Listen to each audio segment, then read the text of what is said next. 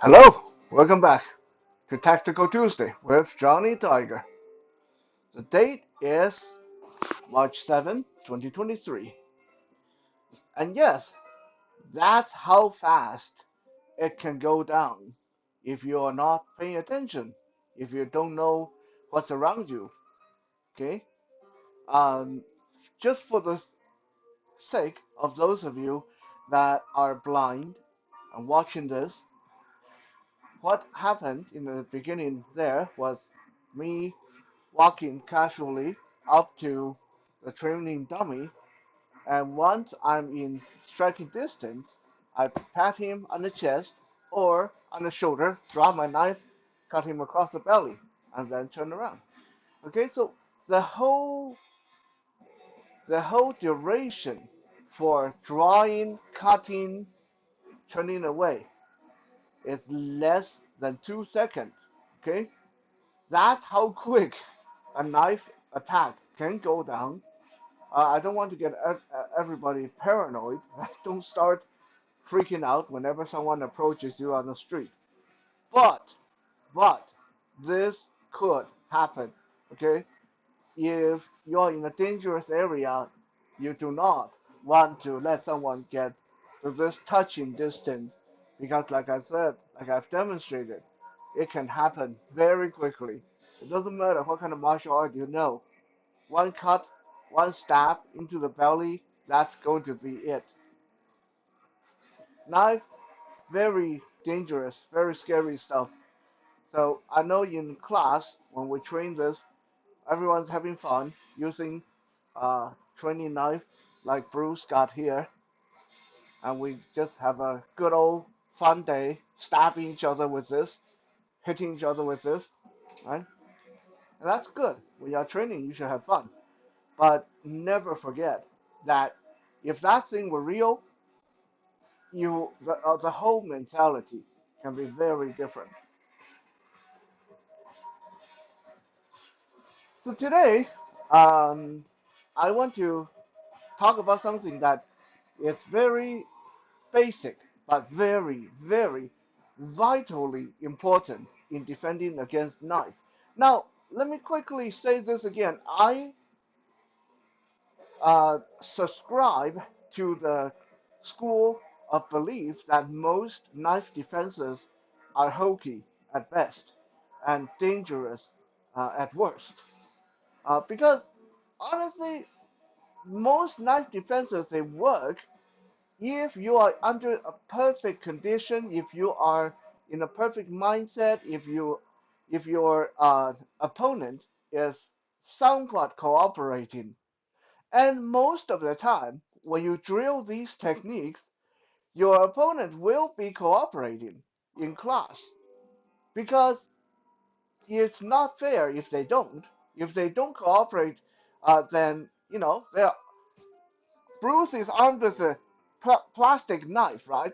So if he come at me hard and not cooperating with me when I'm doing my drill, then my hand is hitting for real, right? And he using a fake knife, but me hitting for real. No one's going to train like that, right? No one want to let their partner punch them in the face or hit them in the groin and gouge out their eyes for real when they are using a training knife. So no matter how realistic your training environment is, most of the time you're not getting the realistic training um, that will prepare you to face down a real sharp knife in a dark alley with slippery floor, with God knows how many opponents, how many enemies behind you, around you.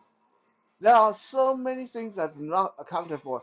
So most knife defenses look good in a class setting, look good on stage, but they are not really to be taken too seriously. It's good to know. I'm not going to say that they're pointless to learn.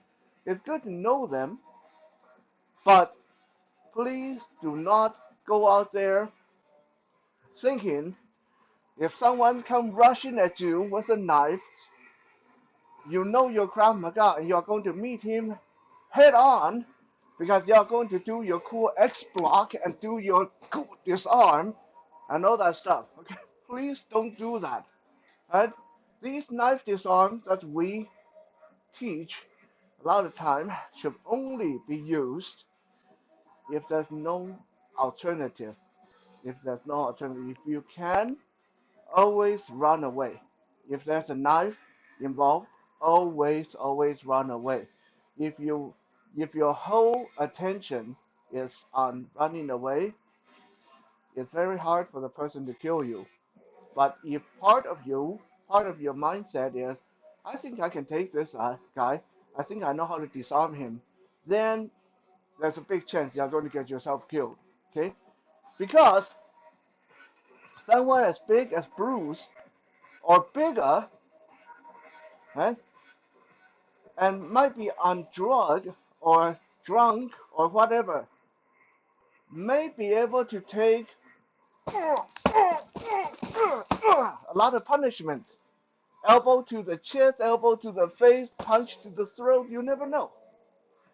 But all it takes is you slipping up just one time, okay, just one time, when you go to throw that punch and the knife come out and go right into your arm like this, or if you punch the guy and the guy fall down and the knife go right into your leg, right?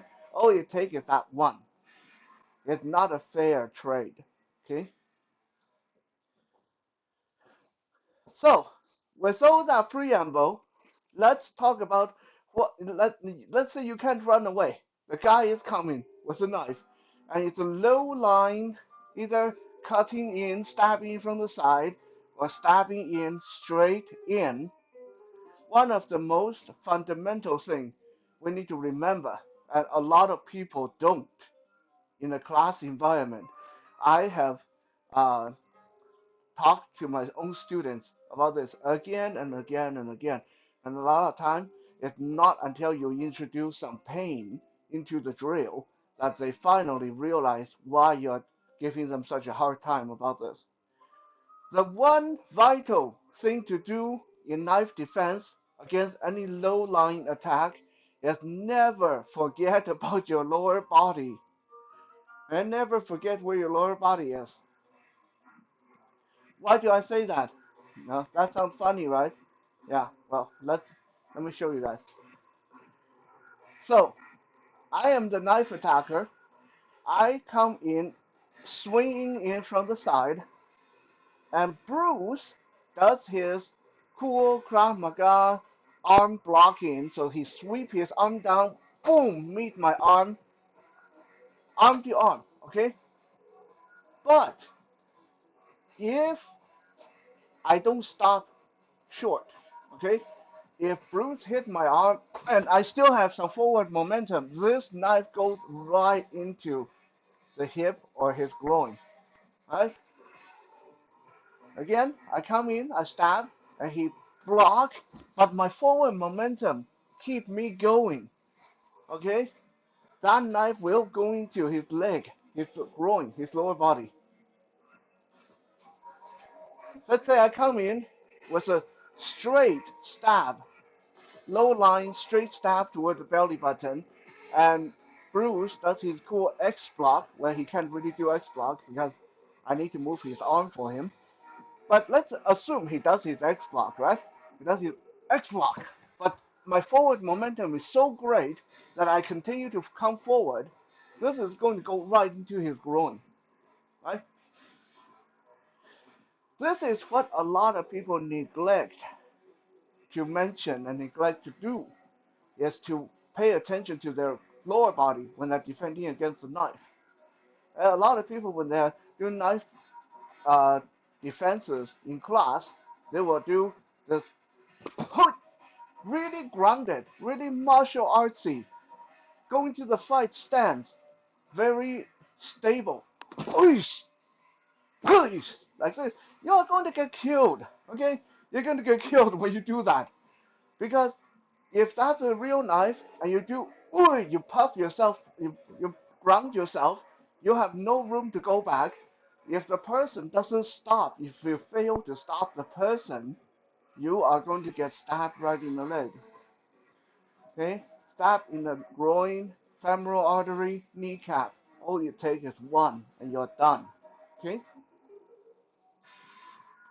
So, when you're defending against any kind of low line attack, always think, where are my legs?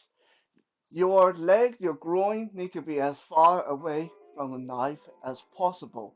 I don't care what your follow-ups will be, what kind of follow-up technique will be, but you need to move your leg out of the way. Okay? So Bruce comes sweeping in from the side. I block, but you see, if you guys can see my hip movement, I'm sticking my hip back and shuffling back one step, extending my upper body. This way, if he continues to come through, he still misses my body. Okay, I have my whole arm between us, and this will give me time to either exit, run away if I could, or at least if he pull back and stab again, I'm already arm's length away. Okay, I don't have to stay close and get stabbed again and again. So move your lower body. If the stab is straight, coming in straight, block, but always move your lower body. Push your butt back, push your legs back, extend your arm and upper body, right? This is even the case if it's a horizontal cut toward the chest and shoulder. If you block this, you want to start circling out. Okay? Now, there are techniques that people that will tell you, you block this and you go boom, you go in like this. Personally, I don't recommend that because an attacker, especially one with a knife, is not like your training partner, right? Your training partner will stay there quietly and let you do your boom to the face while the knife hovers around here, right? Around your shoulder. Real attacker, this is not going to happen. Okay? Real attacker. Let me show you guys what's going to happen with it if this is a real attacker, right? If I swing and Bruce do the arm check and then come in boom to the face and leave my knife around the shoulder level. The moment he hits me, I'm going to stab this right into his face and neck and face and neck and cut down, right?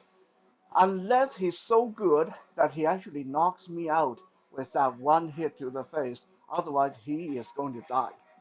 Okay, so do you really want to take that chance in a real situation? Probably not. So always create distance, always distance yourself, and try. If you have to enter, if you have to enter to grab for the knife or to control the knife, never let the knife hover around your chest, shoulder, hip area. Okay? Always enter on the outside. So if they want to cut you, they at least have to work at it.